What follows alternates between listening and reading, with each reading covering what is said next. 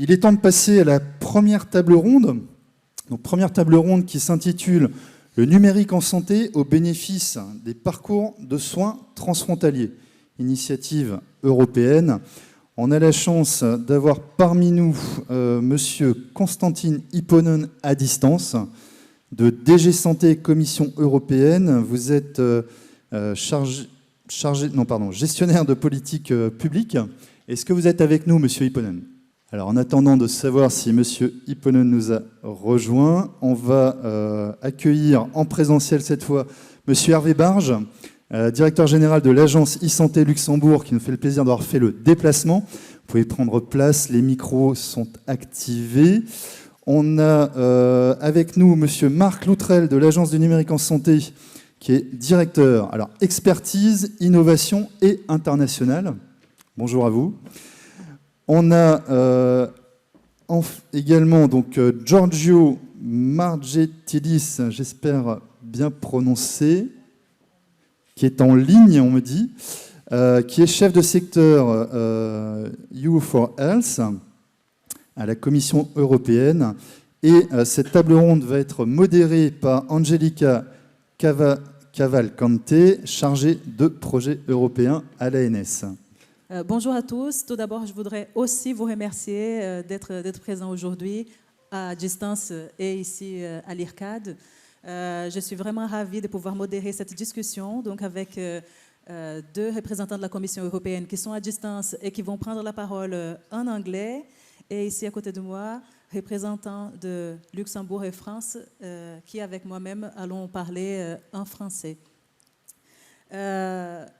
C'est vraiment une grande chance pour nous tous d'être à Strasbourg pour aborder ces questions sur les échanges transfrontaliers de données de santé. Notamment, il a déjà été mentionné, parce que la région Grand Est dispose de presque 800 km de frontières avec nos voisins, l'Allemagne, le Luxembourg, la Suisse et la Belgique. Et donc, je pense qu'ici, ces discussions prennent tout leur sens. Donc, cette table ronde va nous permettre d'aborder certaines initiatives européennes autour de la continuité des soins, de la prise en charge des patients. Donc, on parle de l'utilisation primaire des données de santé. Et nos collègues ici présents vont nous parler de la déclinaison des initiatives européennes au niveau national, en France et au Luxembourg. On va parler du programme Ma Santé at UE, My Health at You, et ces cas d'usage qui aujourd'hui permettent l'échange des prescriptions électroniques et résumés patients, des synthèses médicales des patients. Et puis, on aura aussi une prise de parole sur le carnet de vaccination au niveau européen.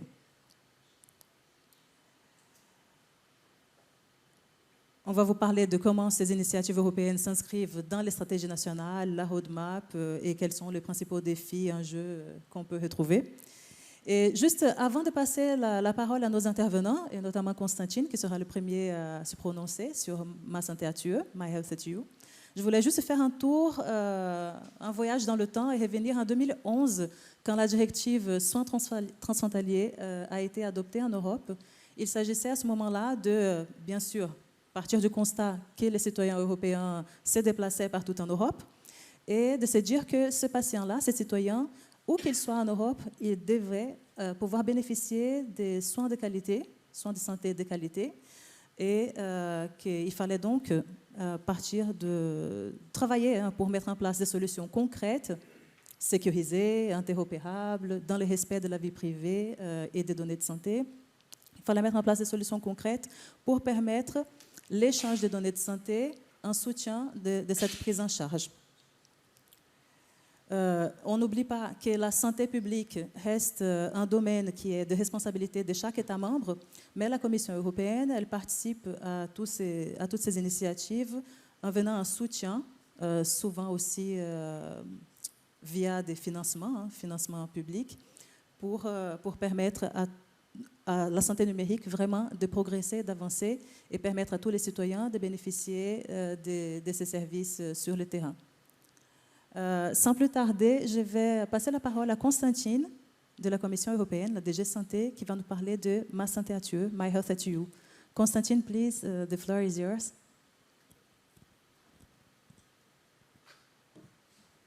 Good morning, everyone, and I'm happy to be here. Hopefully you can hear me well despite the distance. And hopefully you can also see the slides. Excellent. Thank you very much. So I'm happy to present here today My Health at EU, which is an operational infrastructure. As Angelica was saying, we need concrete solutions. So here is one. It has been operational since year 2019, and now we have 10 member states connected to this infrastructure, which supports the exchange of health data when people travel and use healthcare services in the member state of their destination. There are two services at the moment supported by this infrastructure. When a patient is at the point of care, it's possible to request the patient summary from the member state of the patient's origin and to display all the relevant details, including, for example, details on medication, on previous problems, on allergies, risks, and so on. There are many sections in the patient summary providing a very good overview of the patient's medical history and also the current status. The second example, the second service is the e-prescription, electronic prescription, meaning that the patient can go to a pharmacy in the country of their destination and purchase medication in case medication was forgotten at home or simply because the patient has run out of that drug. We will be adding further services, but first, of course, these two basic services are being deployed to the other member states. So you can see here an approximate timeline for this geographical expansion of the e-prescription and patient summary services. And indeed, more services are to be added, also enabling access to laboratory results, to medical images and reports, and also to discharge reports from hospitals. You can see that most of the countries would be joining this infrastructure around 2024, 2025, and also next year, 2023. This year, we still foresee that a few member states will be joining, and hopefully by 2025, we'll get basically all member states on board. If we go to the next slide, I would like to highlight why this infrastructure is in place. And indeed, this is to support continuity of care for people when they travel across the borders, when they exercise their right for free movement. It has to provide appropriate and usable tools for these people, but also to health professionals who access the data. And of course, it has to be with the highest standards of data protection and security, because this is highly sensitive data. We should also not forget the need to let people know about these services, because if they are not aware of the existence of the services, they are not able to use them. And we need to spread this important message everywhere that this is an operational infrastructure that can and should be used in case needed. If we go to the next slide.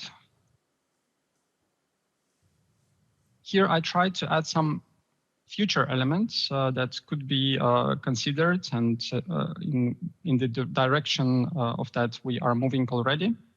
So because many people now have mobile phones, of course, they should be able to access data on their mobile phone. So we are launching a pilot project on patient access to translated health data.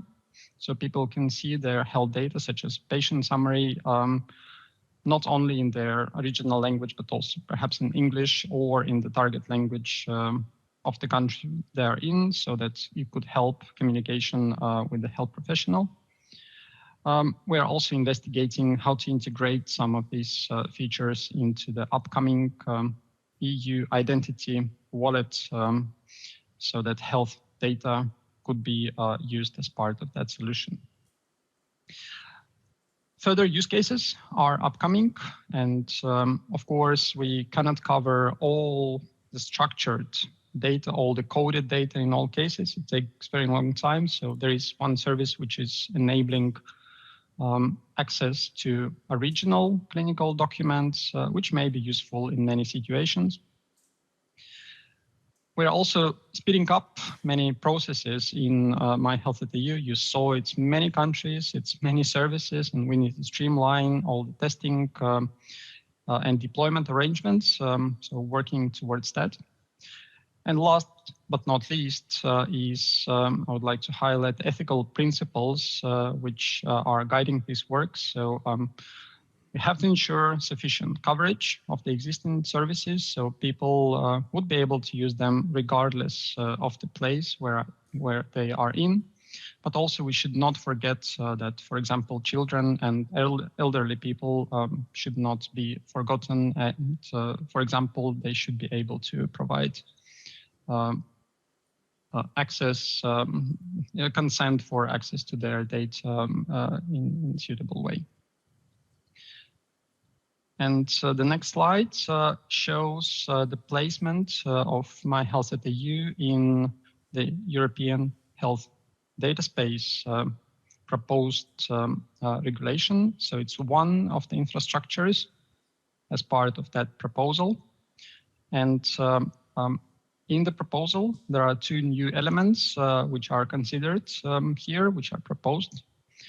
One is the possibility to connect also third countries to the infrastructure. Of course, if the solution used by the third country is fully compliant with all the requirements, including data protection and security. And also, the second item is connection to other infrastructures. So it could be, for example, international infrastructure set up by WHO, or it could be some infrastructures for rare disease patients. I think I will stop here thank you very much for your attention, and please use My Health at EU whenever needed. Thank you very much, Konstantin. Please stay with us because we will have a Q&A session at the end of these discussions. Merci à Konstantin pour cette intervention. Vous aurez l'occasion de poser des questions à la fin de cette table ronde. Donc, si vous en avez, gardez-les bien au chaud. Merci. Je voudrais passer la parole à Marc Loutrel, directeur à l'expertise innovation et internationale à l'Agence du numérique en santé. Et juste avant, Marc, je voudrais juste mentionner le fait que d'après l'INSEE, on a en France environ 7 millions d'immigrés qui résident dans notre pays. Et un immigré, c'est quelqu'un, selon l'INSEE, qui est né étranger à l'étranger. Et parmi ces 7 millions de personnes, 2,3 millions sont européens. Environ 600 000 Portugais, 290 000 Italiens, 240 000 Espagnols. Donc, on comprend pourquoi aussi ces projets, dont My Health at EU, sont importants pour nous tous, pour la prise en charge des patients. Donc, je ne mentionne même pas non plus tous les transfrontaliers français, par exemple, qui travaillent au Luxembourg, qui se déplacent chaque jour. Par rapport à My Health at EU, Marc, est-ce que tu peux nous parler d'où est-ce qu'on en est aujourd'hui et quels sont aussi les principaux défis, challenges pour mettre en place un tel projet au niveau national, s'il te plaît?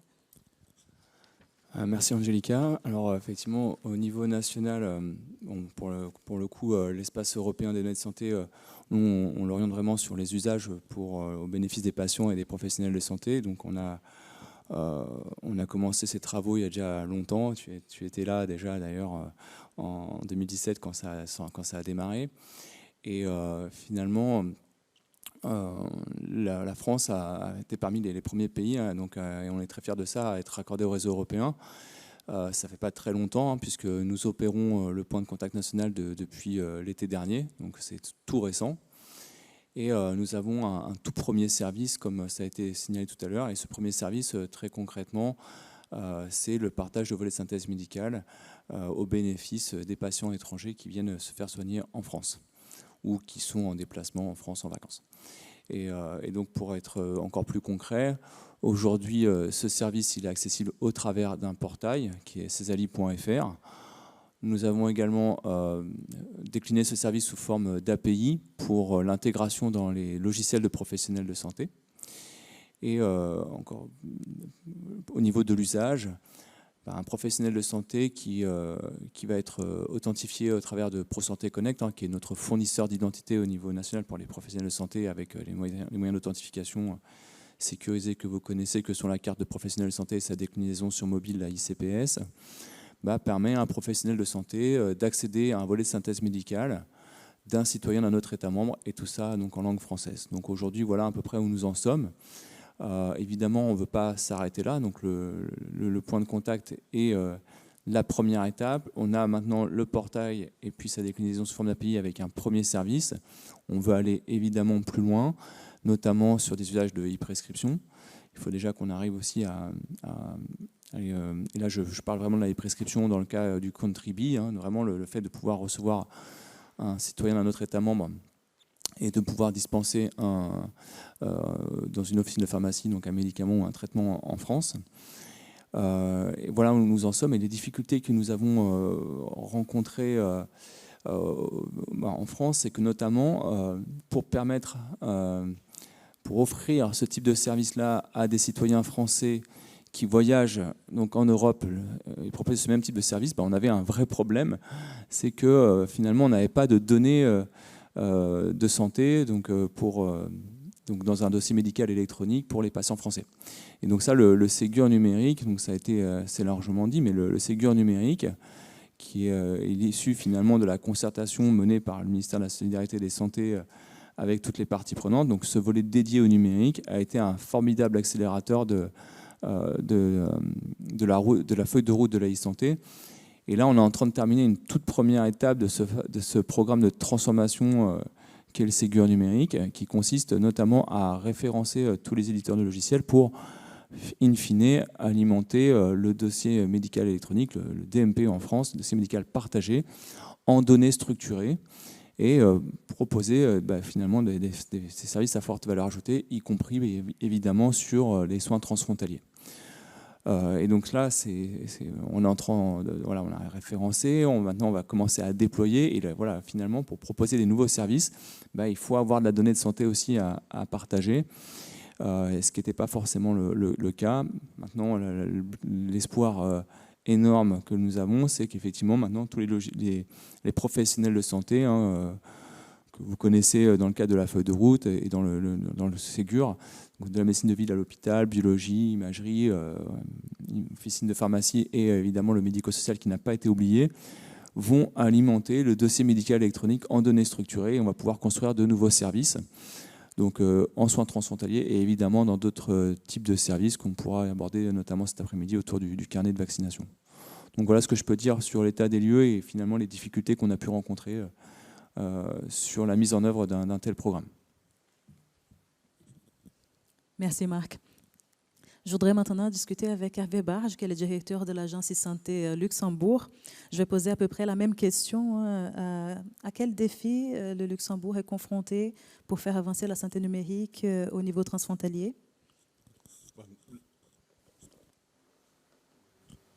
Même chose que pour pratiquement tous les pays. Je crois que le fait d'avoir des données principalement structurées pour les échanges transfrontaliers, c'est important. Donc on s'appuie à peu près sur la même logique, c'est-à-dire on a lancé un dossier médical partagé qui s'appelle le DSP, donc qui est à peu près l'équivalent. Peut-être facilité, c'est que dès le début, on a un petit peu bataillé pour que ce dossier soit en opt-out, ce qui est le cas maintenant en France. Ça n'a pas été simple, mais il a fallu pratiquement monter jusqu'à Jean-Philippe Albrecht côté Europe pour dire que le opt-out n'était pas incompatible avec le GDPR qui était en train de se mettre en place. Puis après, c'est l'adoption de ce genre de système, c'est-à-dire qu'on peut poser un cadre d'interopérabilité, enfin il faut les lancer, il faut les alimenter, et pour la partie NCP, puisque l'agence est NCP côté Luxembourg, il y a également tout un travail qui est important, puisqu'on doit être capable de traduire le dispositif dans les langues qu'ils vont recevoir.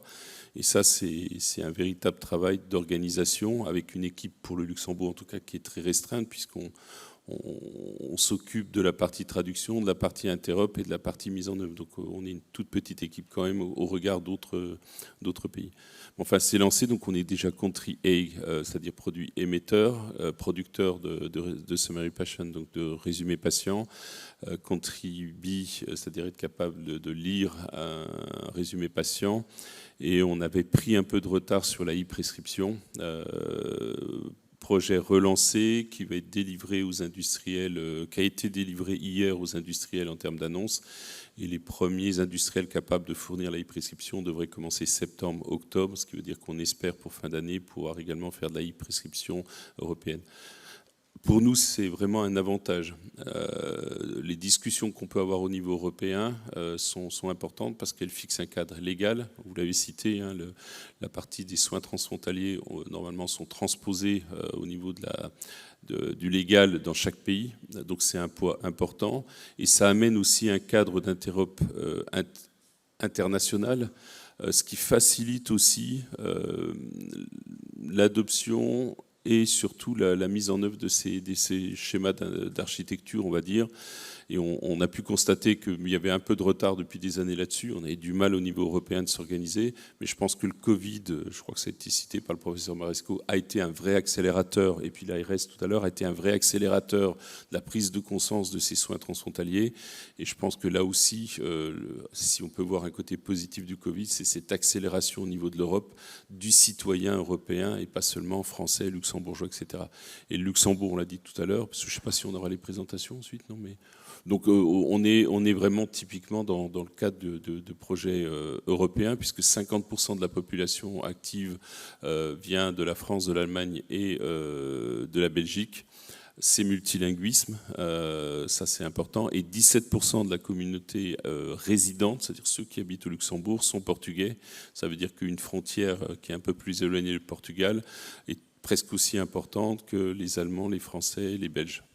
Voilà, donc l'importance de ce projet européen, en dehors du financement qui est toujours intéressant, c'est mobiliser avec une approche technique, fonctionnelle, légale, qui permet d'appuyer parfois certains, on va dire, comportements qui n'ont pas trop envie de partager trop vite. C'est vraiment un appui important pour nos pays, en tout cas pour des structures comme l'agence que je dirige. Un grand merci, Hervé. Juste pour les personnes qui nous suivent et qui ne connaissent peut-être pas aussi bien My Health at You, Ma Santé at You, Hervé a parlé des traductions. Et effectivement, comme le programme s'appuie sur des données qui sont structurées, il y a des traductions automatiques qui se font, des données de la langue d'origine, dans la langue d'origine du patient et du professionnel de santé qui ont créé ce document, vers la langue du professionnel de santé qui est en train de prendre en charge le patient, donc dans le pays étranger. On va dire qu'en France, par exemple, avec notre service Césali, si un patient luxembourgeois est pris en charge et que ce document aurait pu être décrit dans une autre langue que le français, le professionnel de santé français aurait accès à la synthèse médicale en français. Donc là, on enlève aussi des obstacles à une prise en charge correcte et souhaitée du patient. Alors, Hervé, je sais que parmi les priorités nationales au Luxembourg, il y a aussi les carnets de vaccination. Et on va accueillir maintenant Georgios Margetidis de l'agence exécutive de la Commission européenne qui va nous parler de ce sujet. Georgios, please, the floor is yours. Hello. Est-ce que vous pouvez me voir? Vous pouvez me voir et m'entendre? Maintenant, oui. Merci. Parfait. Tout d'abord, un grand merci pour l'invitation et un grand des excuses parce que je n'ai pas pu, c'était dans mon plan de venir aujourd'hui, mais mon fils est tombé malade, donc du coup, c'était dernière minute, vraiment. J'avais pris mes billets pour le 7h24. Ce matin, j'aurais été avec vous. Je m'excuse vraiment beaucoup de ne pas pouvoir être sur place. La deuxième chose, je trouve qu'une journée comme ça, avec un overview de ce qui se fait au niveau européen, est très utile pour clôturer cette tournée que vous avez faite pour dynamiser la numérisation en santé. Ma présentation va en effet être très courte et va vous présenter les résultats d'une étude que nous avons fait faire sur des options et des recommandations pour une carte de vaccination pour le citoyen européen. Sur ce slide, vous voyez qu'on a fini avec une analyse et des recommandations pour la mise en œuvre d'une telle carte, mais vraiment on a fait, enfin le contractor, l'opérateur qui a eu ce contrat a fait un grand travail de collection des données, un mapping très extensif de toutes les cartes en usage et aussi un survey sur les attitudes des citoyens pour utiliser une telle carte avec un échantillonnage quand même de 80 000 personnes. Donc, c'était un travail très, très approfondi. Je vais aller directement donc, dans les résultats de cette étude qui va être publiée très bientôt. Et ils sont sur le slide suivant.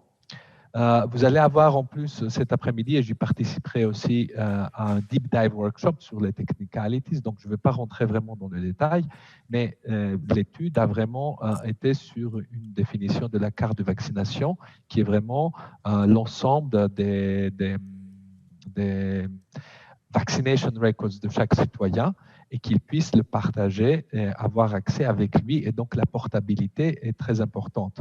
Donc, ce travail, il est vraiment très aligné avec ce qui a été présenté par Konstantin avant, Konstantin Hipponen, My Health at EU. Et je veux ajouter une dimension supplémentaire, c'est qu'on est passé d'une logique de la directive d'accès aux soins transfrontaliers qui était pour faciliter la mobilité et donc c'était un peu lié à un certain nombre d'actes, à un certain nombre de cas. Mais le My Health at EU a maintenant une dimension beaucoup plus comment dire, ambitieuse. C'est un droit d'accès aux citoyens européens à ces données, une portabilité totale et complète d'accès à ces données quand ils voyagent à travers l'Union. Donc, ce n'est pas du tout lié au point of care comme c'était auparavant, mais c'est plus large. Je ne veux pas vous dire quels sont les trois formats, on va voir tous ces détails à la fin dans le Deep Dive Workshop, mais je vais aller directement dans les bénéfices d'une telle carte de vaccination européenne. D'abord, elle donne un contrôle aux citoyens sur ces données et sur la portabilité de ces données. Mais l'objectif était, dès le départ dans cette étude, de lui donner aussi ce qu'on appelle en anglais le empowerment, donc d'en faire un acteur de son... on parle de pathways, des parcours de soins, donc parlons d'un parcours de vaccination qui est un sous-parcours. Des principes et des standards existent. Il y a des systèmes de formatisation, des systèmes de vaccination, Immunization Information Systems, que nous pouvons utiliser comme effet de levier pour aller vite. Tout le travail qui a été fait autour de Covid, et c'est cet accélérateur qui est indéniable, il a vraiment ouvert la porte sur toute la technicité de la mise en œuvre d'une carte qui évidemment n'est pas le certificat lui-même, c'est l'ensemble des actes liés à la vaccination. Et on pourrait avoir une terminologie commune qui pourrait être commune à travers l'Union. Et évidemment, on est lié avec, comme j'ai dit tout à l'heure, à My Health at EU, à la fois comme un cas d'usage primaire, qu'on va dans un service de soins, dans un hôpital, chez un généraliste ou un spécialiste, on a besoin de ces données, mais aussi, et ça a été très important aussi lors de la crise de Covid, avoir derrière l'utilisation secondaire de ces données pour avoir une vue beaucoup plus fine sur les apports de la vaccination, les risques, le public health impact, etc. est énorme. Évidemment, ça nous aiderait énormément lors d'une pandémie future ou dans l'évolution de la pandémie actuelle. Je vais finir avec les deux slides suivants, donc je ne vais pas rentrer dans le détail dans le slide suivant sur pourquoi maintenant. On a le règlement sur la construction d'un espace de données européen. On a eu la crise de Covid, donc beaucoup des prérequis techniques ont été déjà adressés. Et surtout, c'est très, très important, c'est l'élément de confiance entre les autorités compétentes des États membres. J'ai travaillé dans un autre domaine, qui est le domaine du Health Technology Assessment, où il nous a fallu une vingtaine d'années pour construire le niveau de confiance nécessaire entre les autorités qui font le HTA au niveau national pour qu'ils puissent travailler ensemble au niveau européen pour ouvrir la porte à un règlement aussi sur la collaboration dans le HTA. Donc ici, on a été beaucoup plus rapide. Ce trust qui est essentiel a été construit en l'espace de moins d'une année. Et c'est quand même un asset, c'est quelque chose de très important sur lequel on peut construire. Les deux derniers points, c'est évidemment, il y a un impact positif sur la santé publique, mais surtout, c'est aussi une opportunité pour l'Union européenne de construire une position de leadership dans les standards globaux. Dans le prochain slide, c'est très simplement le partage des responsabilités. S'il y aurait un pilote entre l'Union européenne et les États membres, que doit faire chacun. Mais je vais finir vraiment avec une image qui, je pense, est assez pertinente dans notre discussion. Hier, j'étais dans une conférence ici au Luxembourg sur la valeur de la prévention avec le professeur Éric Boulanger.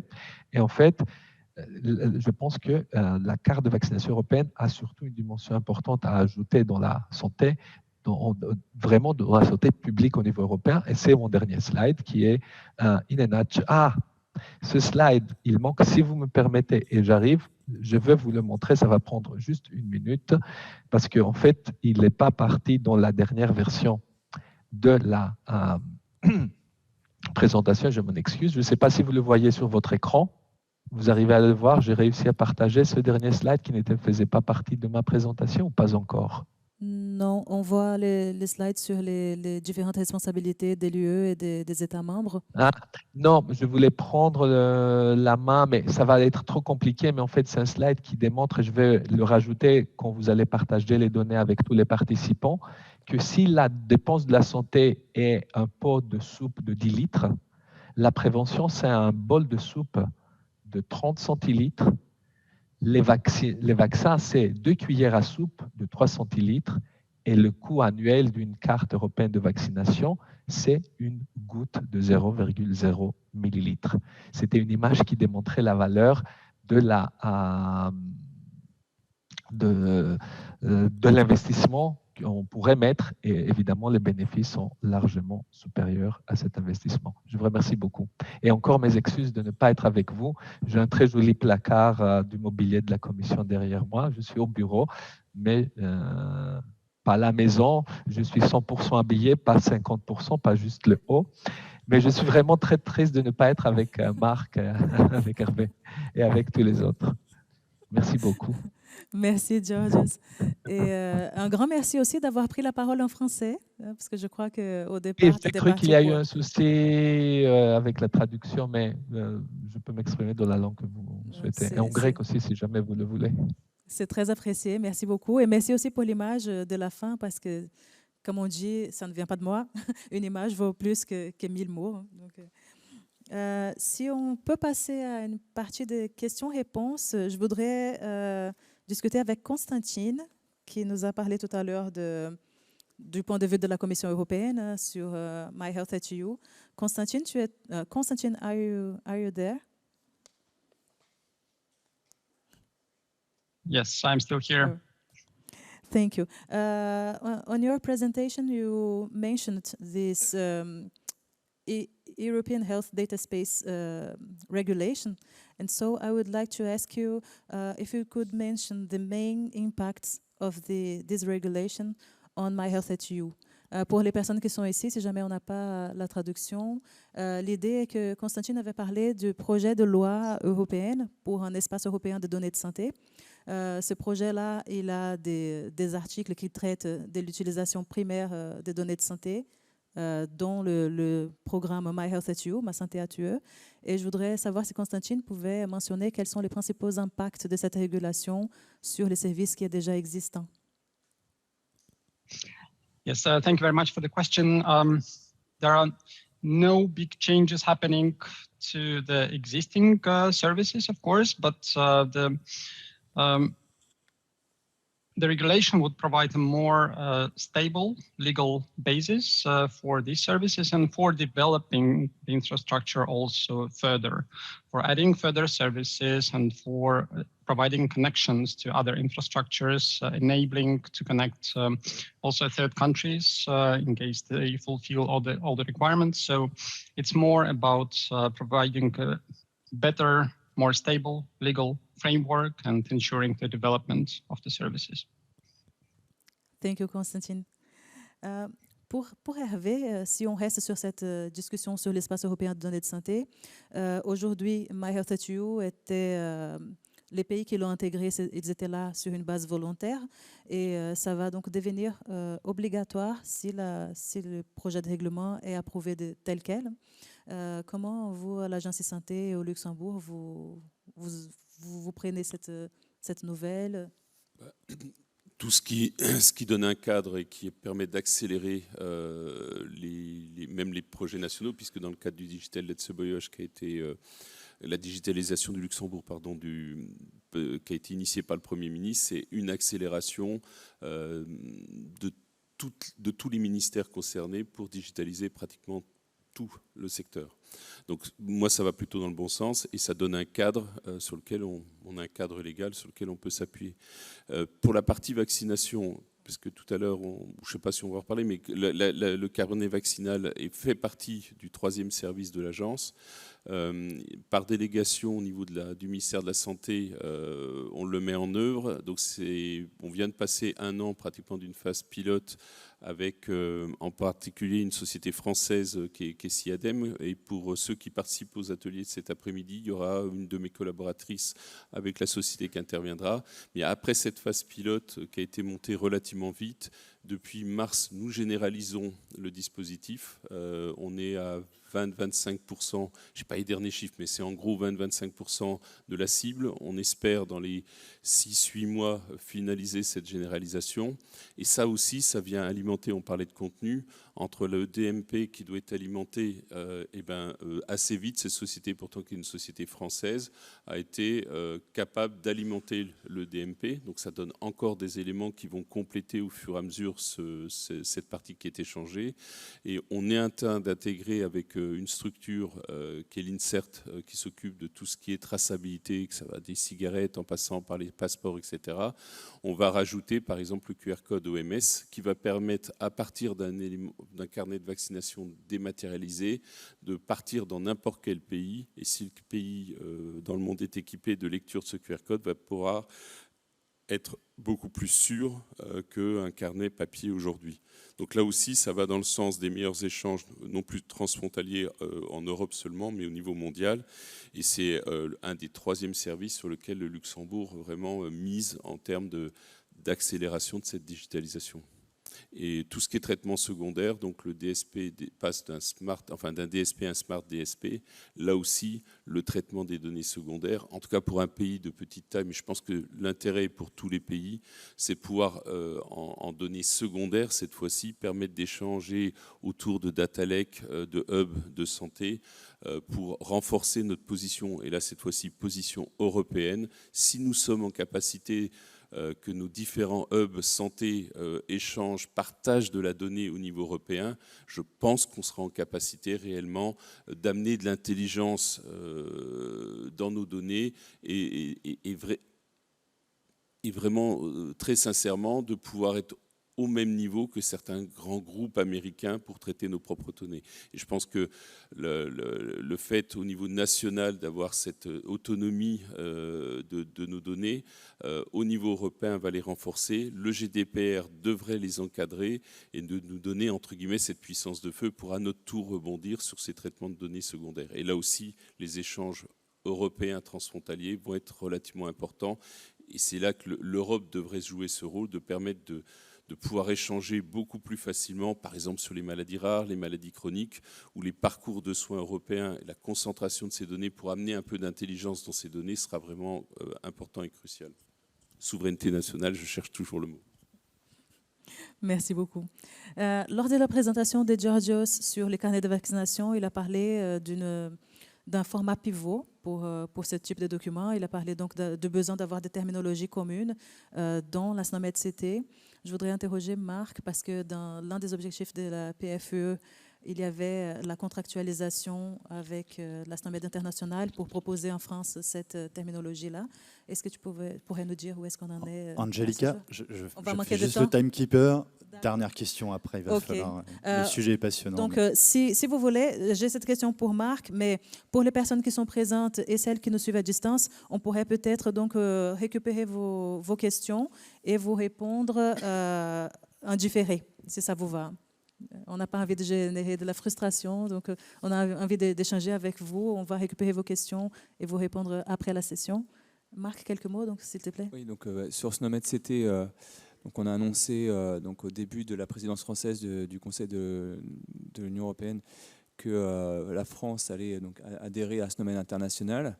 Donc aujourd'hui, il faut savoir quand même que SNOMED, c'est une terminologie pivot et qui se veut couvrant un grand nombre de cas d'usage, donc pas forcément la vaccination, hein, parce que sur les vaccins, on en reparlera cet après-midi, on est plutôt parti sur une autre terminologie. Donc d'ailleurs, c'est la terminologie qui est utilisée également au Luxembourg. Mais sur SNOMED CT, donc cette terminologie qui se veut couvrant un grand nombre de cas d'usage et présentant un certain nombre d'intérêts, notamment pour la recherche. Nous avançons très bien avec SNOMED International sur la partie juridique et technique.